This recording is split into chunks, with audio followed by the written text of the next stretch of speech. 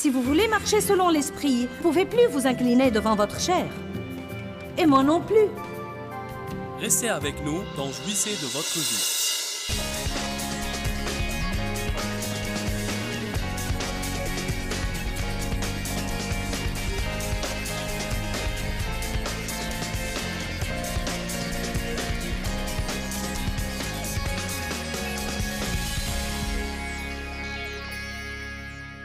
Jetons un coup d'œil sur Exode 14.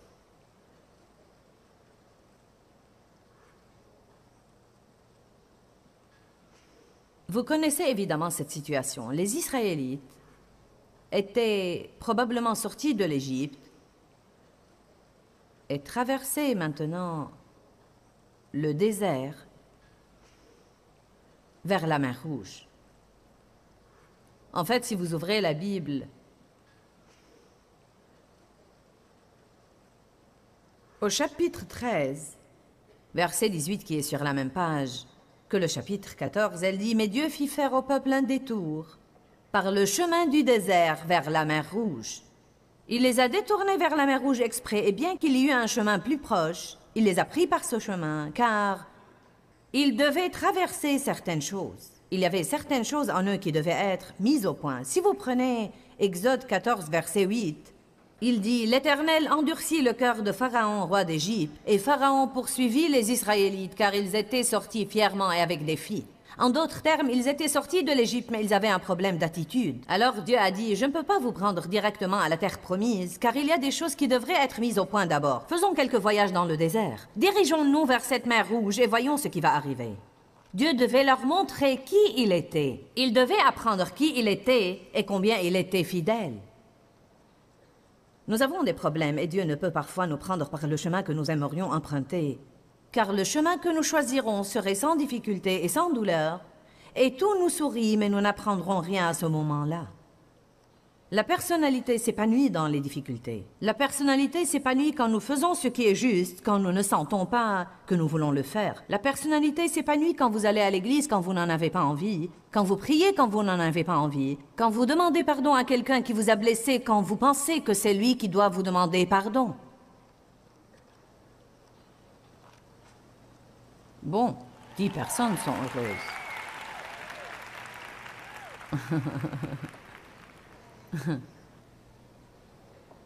N'est-ce pas vrai? Chacun doit choisir de faire la chose difficile. Ce ne sont pas des choses que les autres peuvent choisir à notre place. Nous devons choisir de faire ce qui est juste quand tout en nous crie « Allez avec la foule ». Je ne veux pas descendre le courant avec tous les autres. Je veux être de ceux qui continuent de nager contre le courant quand tous les autres flottent et descendent le courant. Donc, il se dirigeait directement vers la mer Rouge. Et Dieu a endurci le cœur de Pharaon, et il se retourne, et toute l'armée égyptienne est derrière eux. Donc, quel genre de gâchis ont-ils là? Ils avaient l'armée égyptienne derrière eux et la mer Rouge devant eux. Voilà qui est bien serré. Et ils ont commencé à crier. Regardez le verset 11. Et ils dirent à Moïse, « L'Égypte manquait-elle de tombeaux que tu nous aies emmenés mourir au désert? Que nous as-tu fait là en nous faisant sortir d'Égypte? C'était eux qui voulaient sortir. Et maintenant, subitement, tout est de la faute de Moïse. N'est-ce pas comme ça que les gens émotionnels agissent? Quand ils se fâchent, tout est de la faute de quelqu'un d'autre. Ne te l'avions-nous pas dit en Égypte, laisse-nous tranquilles? Laisse-nous servir les Égyptiens, car mieux vaut pour nous servir les Égyptiens que mourir au désert. » Moïse dit au peuple, « N'ayez pas peur, restez en place, imperturbable, et regardez la délivrance que l'Éternel va vous accorder en ce jour. Car les Égyptiens que vous voyez aujourd'hui, vous ne les verrez plus. L'Éternel combattra pour vous, et vous garderez votre paix et resterez quoi? » Puis-je le dire clairement ce matin? Savez-vous ce que disait Moïse? Taisez-vous. Vraiment, c'est ce qu'il disait. Arrêtez ces discours négatifs. Abandonnez cette attitude et vous verrez Dieu faire quelque chose de grand. Mais si vous gardez cette attitude et vous dites des absurdités, Dieu ne pourra rien faire pour vous. Maintenant, écoutez ce que dit Dieu. Oh, c'est si bon. Verset 15. L'Éternel dit à Moïse, « Pourquoi ces cris? Dis au peuple de se mettre en route. » Eh bien, exactement, où était-il censé aller? Directement vers la mer Rouge. Il n'avait nulle part où aller. Il devait aller directement marcher dans cette mer avant que Moïse étende sa verge et que le miracle de Dieu se produise où les eaux allaient se fendre et former comme deux murailles et le peuple allait traverser et Dieu allait noyer toute l'armée égyptienne dans la même mer où il allait délivrer son peuple. Nous verrons ces miracles dans notre vie si nous prenons les pas de foi que nous devons prendre et si nous arrêtons de prêter attention à ce que nous sentons et voyons et à ce que tout le monde dit. Amen.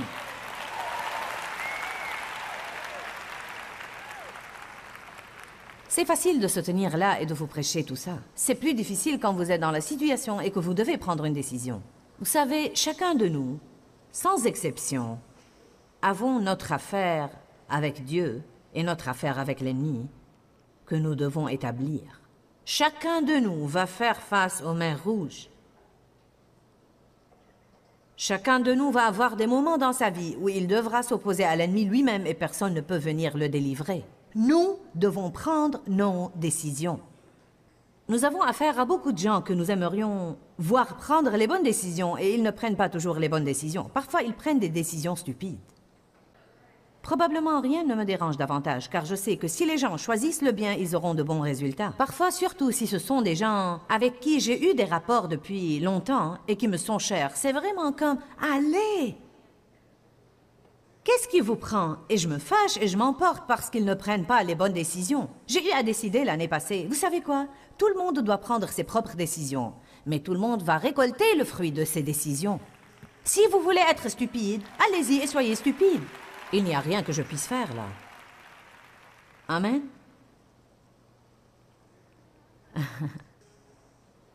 Allons à Luc, chapitre 5.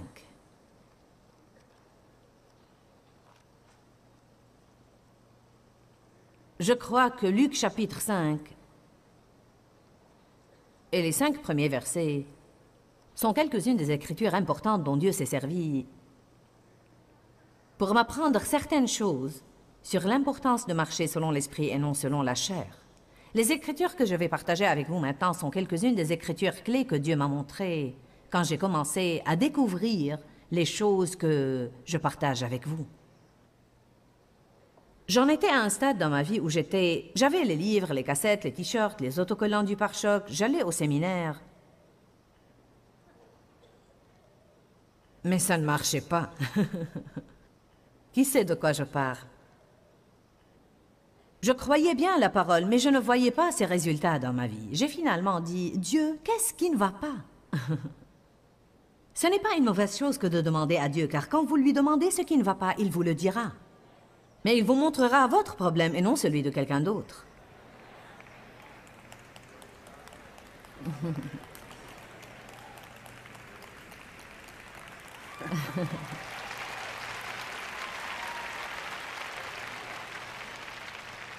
Eh bien, Seigneur, pourquoi? Je suis en train d'appliquer la formule. Vous savez, il y a comme une formule chrétienne, là. Vous parlez en langue, vous priez 1 heure par jour, vous lisez votre Bible et vous allez au séminaire. Et vous savez, vous donnez et les choses devraient bien marcher. Vous pouvez donner la dîme, mais si votre foyer est plein de conflits...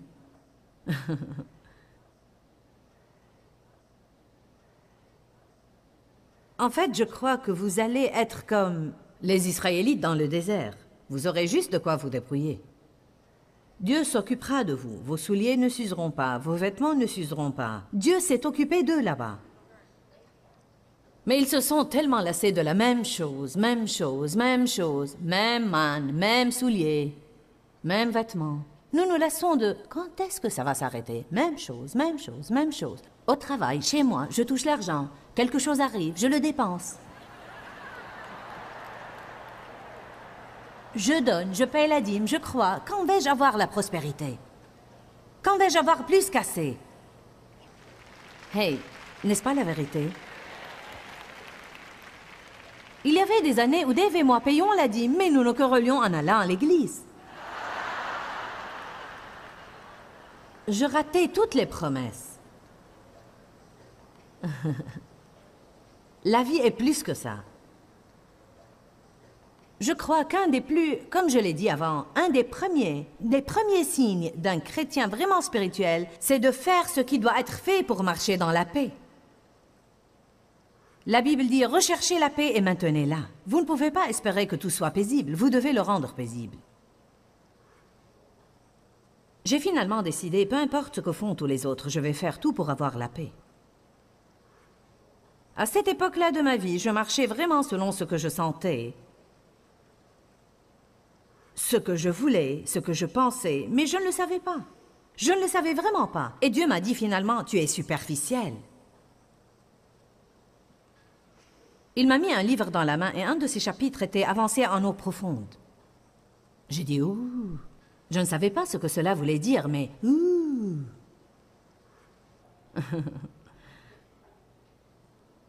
Puis voilà, le Seigneur m'a mené à Luc chapitre 5. Il parle d'avancer en eau profonde.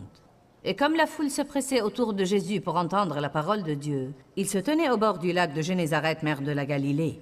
Et il vit 2 barques au bord du lac, mais les pêcheurs en étaient descendus pour laver leurs filets. Je veux que vous ayez une image mentale de ça. Jésus s'approchait. Voilà ces hommes, ils ont pêché toute la nuit. Maintenant, ils rangeaient leurs filets. Ils avaient nettoyé ces filets, ils les rangeaient. Je crois vraiment que c'était un gros travail. C'était vraiment toute une affaire. Et montant dans l'une des barques qui appartenait à Simon-Pierre, il lui dit de s'éloigner un peu du rivage. Puis il s'assit et il enseignait les foules de gens de la barque. Et lorsqu'il eut terminé de parler, il dit à Simon-Pierre, « Avance en eau profonde et jetez vos filets pour pêcher. » Ils n'avaient rien attrapé. Ils avaient peiné toute la nuit et ils n'avaient rien pris. Certains de vous ressentent cela. Il y avait des moments dans ma vie où j'avais cette impression. Je faisais ceci et cela. Je faisais. Et je ne prenais rien. Alléluia. Je me rappelle une fois, même dans le ministère, je travaillais si dur dans le ministère. Et je sacrifiais, je faisais ces choses, et j'étais frustrée, et je disais à Dieu, « Quand est-ce que je vais prendre quelque chose de ça ?» Il a dit, « Tu m'as pris. »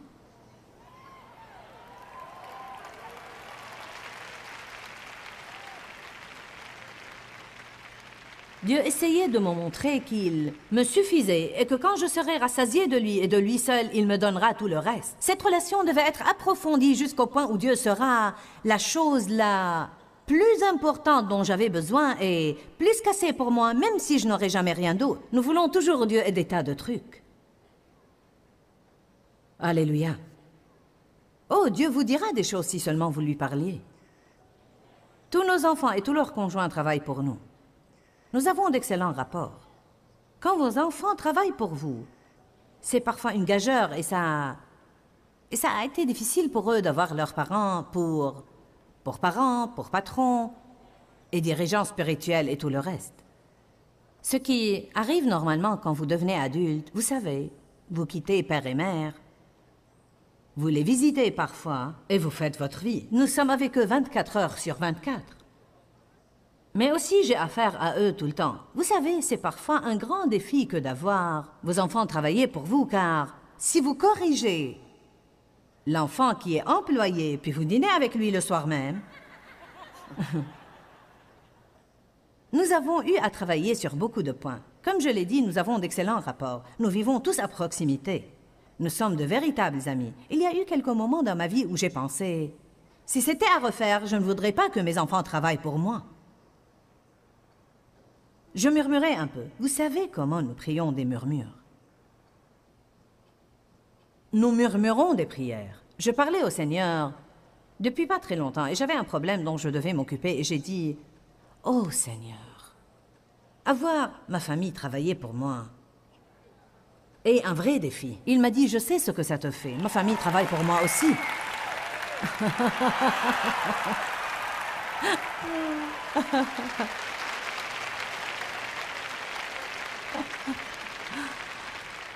J'ai pensé que Dieu a tellement de l'humour.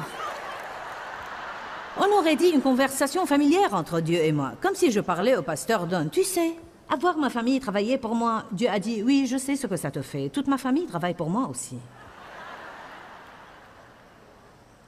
Et parfois, vous savez, si deux de nos enfants ne s'entendent pas bien, je sens que peut-être qu'il y a un petit problème. Et je sens que je dois intervenir. Et vous connaissez tous ces trucs. Vous savez, parfois je dis « Oh Dieu, je veux vraiment qu'ils s'entendent bien. » Je sais ce que ça te fait, Joyce. Je veux que mes enfants s'entendent bien aussi. Ça m'a vraiment aidé à comprendre ce que Dieu ressent quand nous nous chamaillons et nous nous disputons pour des futilités. C'est comme « Ne pouvez-vous pas vous entendre ?» Quelqu'un a appris quelque chose aujourd'hui? Voilà ces hommes, ils ont péché toute la nuit et ils n'avaient rien pris. Maintenant, Jésus arrive. Ils étaient épuisés, péché toute la nuit, n'avaient rien pris. Cela veut dire qu'ils étaient découragés et déçus en plus de leur surmenage. Là, Jésus vient et dit, « Maintenant, remontez dans vos barques et revenez aux eaux profondes et jetez vos filets pour y pêcher. » N'est-ce pas ce que nous recherchons tous dans la vie, une pêche de bénédiction? Un tombereau tout plein. Seigneur, envoie ce tombereau et qu'il recule vers ma maison et décharge sur mon allée. Amen.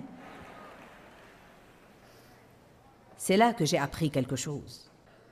Verset 5. Et Pierre répondit, « Maître, nous avons peiné toute la nuit. » La Bible amplifiée dit, « Nous nous sommes épuisés et nous n'avons rien pris dans nos filets. Mais sur ta parole, je vais... » Décision. Je vais jeter les filets à nouveau. En d'autres termes, il dit, « Je ne pense pas que ça va marcher. Nous avons pêché toute la nuit, nous n'avons rien attrapé. Nous ne voulons pas faire ça car nous sommes fatigués.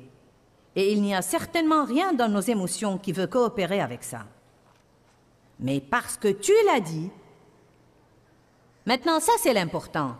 Parce que tu l'as dit, j'irai au-delà de ce que je pense, au-delà de ce que je veux et de ce que je sens, et je vais décider. »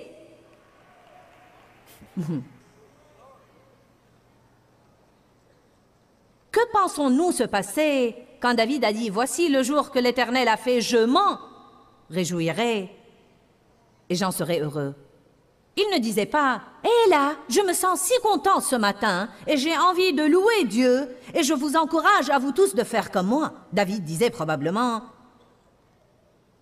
« Je ne me sens pas très bien aujourd'hui. J'ai quelques problèmes dans ma vie. Saul me jette des lances depuis 20 ans et j'en ai vraiment assez. J'en ai assez de vivre dans cette grotte puante. Mais voici le jour que l'Éternel a fait. Je vais, décision, je vais me réjouir. » Servons-nous de notre volonté et ne disons pas « je sens, je ne sens pas ». Nous prêtons beaucoup d'attention aux sentiments. Nous nous inclinons trop devant eux. Allez à Hébreux 9.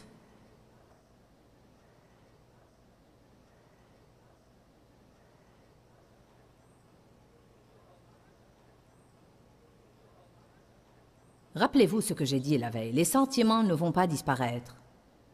Mais nous pouvons apprendre à les gérer au lieu de les laisser nous gérer.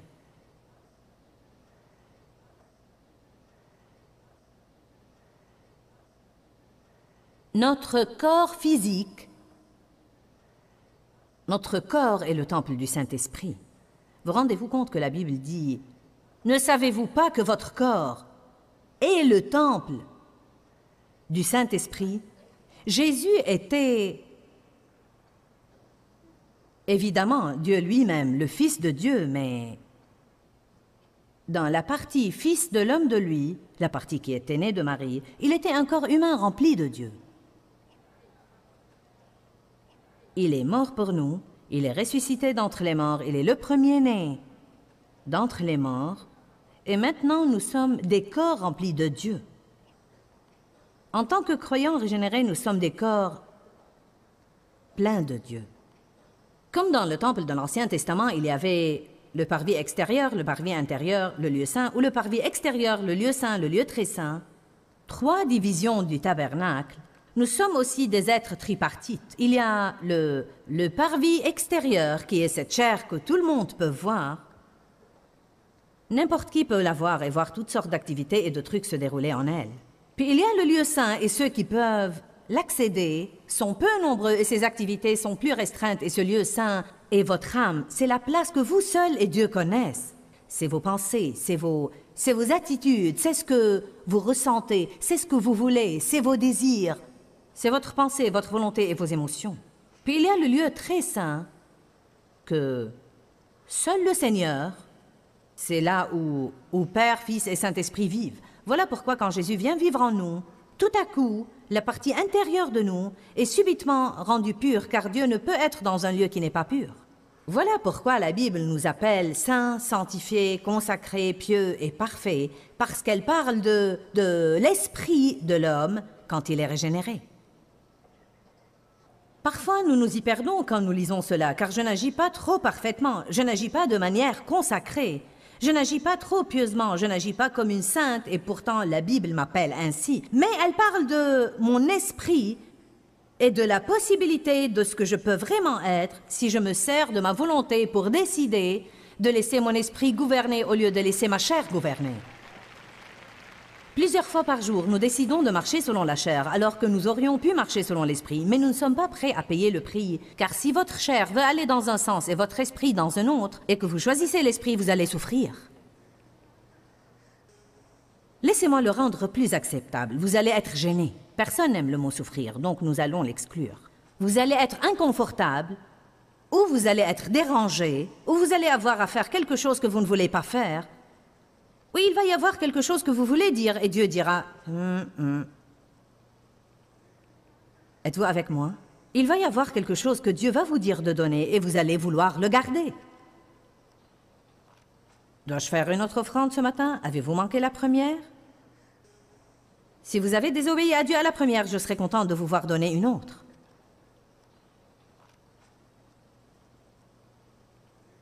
Combien de gens font vraiment tout ce que Dieu leur dit de faire à l'heure de l'offrande? Je me demande combien de choses vous pourriez avoir en votre possession en ce moment que Dieu vous a dit de donner depuis longtemps. Nous avons un homme sincère là. Vous avez des choses qui ne vous appartiennent même plus. En ce qui vous concerne, Dieu a fini d'elles depuis longtemps. Il n'y a plus une onction sur vous pour les avoir. Une fois que Dieu vous dit de les donner à quelqu'un, elles ne sont plus à vous. Nous nous disons gérants, mais en fait, sommes propriétaires. C'est à moi. Un autre message, pas besoin d'y ouvrir. Si vous lisez Hébreux chapitre 9, il dit toutes ces choses sur le temple et ce qui se passait dans chaque division du temple. Ce que je retire du verset 8, car je le lis en gardant à la mémoire que nous sommes le temple du Saint-Esprit, il dit « Le Saint-Esprit montrait ainsi que le chemin du vrai lieu très saint n'était pas encore ouvert tant que le premier, la partie extérieure du tabernacle, restait une institution reconnue et subsistait. » Quand je suis arrivée à cette partie d'Hébreux, il y a plusieurs années, le Seigneur m'a dit « Considère-le comme ton corps. Si tu veux vivre dans l'Esprit, si tu veux marcher selon l'Esprit, si tu veux demeurer dans ce lieu très saint, tu ne pourras plus dès lors reconnaître et t'incliner devant et prêter attention à la partie extérieure du tabernacle. » Qui comprend ça? Donc, si vous voulez marcher selon l'Esprit, vous ne pouvez plus vous incliner devant votre chair. Et moi non plus. Décision, décision, décision. Elles sont certainement une grande partie de la vie. Prenez la décision de marcher selon l'esprit et non selon la chair. Le fait de prendre des décisions selon nos sentiments peut engendrer des résultats désastreux dans notre vie. Je vous conseille de laisser les émotions se calmer avant de décider. Vous savez, nous voulons tous la stabilité. Je la veux dans ma vie et je veux que les gens autour de moi soient capables de compter sur le fait que je suis une personne stable. N'oubliez pas qu'il y a la vie dans la parole de Dieu. Nous vous aimons et nous attendons impatiemment de vous revoir bientôt. Quand, Seigneur, quand?